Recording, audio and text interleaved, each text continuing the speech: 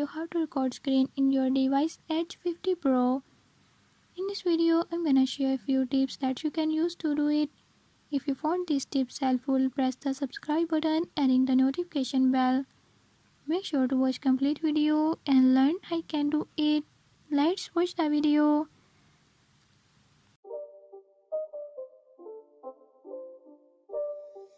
It's not a game, it's a rich thing.